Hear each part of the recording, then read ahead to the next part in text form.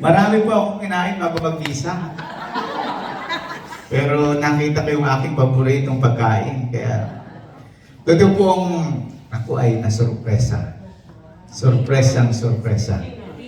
Hindi ko po talaga alam. X-Man, wala akong alam. Wala akong alam. Siguro kakapuso ka niya eh. Ha? Okay lang yung mga nagsimba, pero yung ganitong preparasyon, wala po talaga akong kalam-alam. Secret. So, alam ko na ang pagpunta nyo dito ay hindi dahil sa pari, kaya bukas ulit dapat nandito kayo.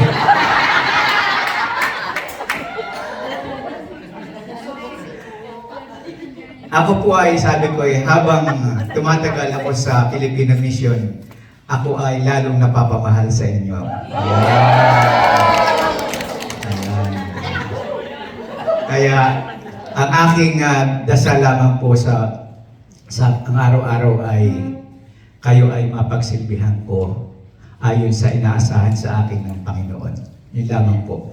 Na wala akong gagawin, na wala akong sasabihin na hindi para sa aking sarili, kundi para lamang sa inyo, bayan ng Diyos. Kayo po ang aking pamilya, kayo ang aking inspirasyon. Kaya sa pagdiriwang po natin, pagdiriwang ko ng ika-54th anniversary, alam ko na kapag nakikita niyo si Father Jonathan ay sayang-saya kayo.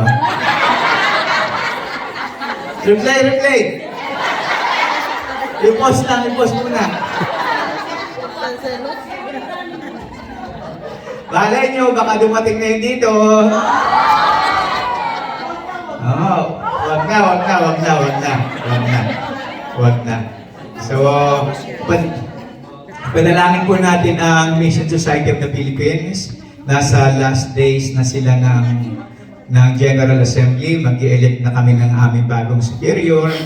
At sana kung, of course, ang aking confession, ang aking ibinoto ay si Father Jonathan uli. Pero kung hindi, ay di siya na yung paparito. Oh! Hindi po para magkaroon po ng, kailangan pa po talaga ng dalawang pari dito. Not necessarily sa XMM. Pero nang pumunta po ang bishop dito, si Archbishop Christian Lifen. Siya talaga ang nagsabi na kailangan pa ng isang pari na magte-take over ng St. Kevin.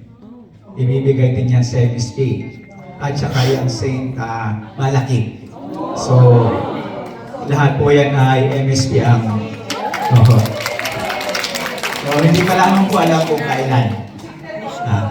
Ay, hindi na po secret yan. Hindi na secret yan. Talagang yan po ang plano ng diocese. So, hintay-hintay lamang po tayo.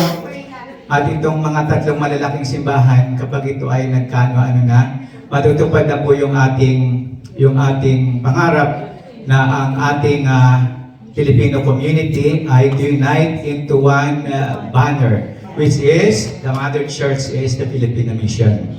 So ito po ang ating pangarap sa mga susunod na mga taon. Ibang simbahan, united, ang maglilid ay ang Filipino Mission. So yun po ang ating idalangin sa mga susunod na araw. At sana kung hindi na mailig si Father Jonathan, ay hindi na tayo mahihirapang magpasimba. Lalo dadagan si Simba dito. Nasaan si Juan? Ate Linda, kayo mag-asawa din eh.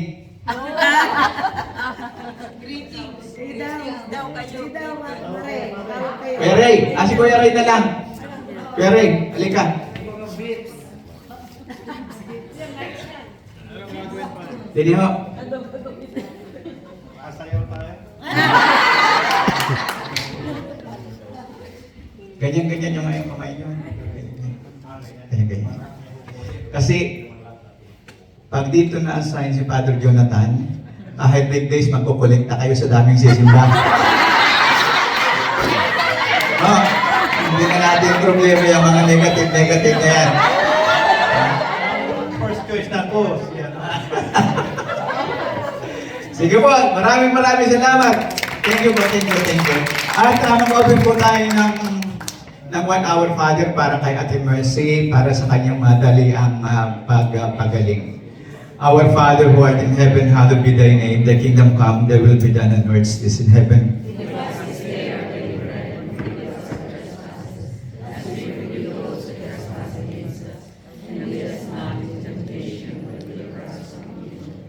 Siya po ay nakalipat na ng kwarto, room 616 sa bed B, sa mga gustong dumalaw sa kanya.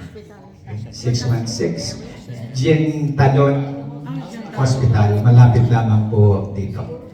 She has high spirit po sa Ate Mercy, huwag kayong mag-alala. High spirit po siya kahit yung may nangyari sa kanya.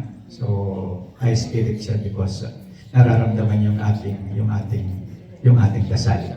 So, maraming salamat po. Thank you po. Ubusin po natin ito, hindi ito Franciscan way. Ubusin natin itong cake na ito. Thank you po, Father. So,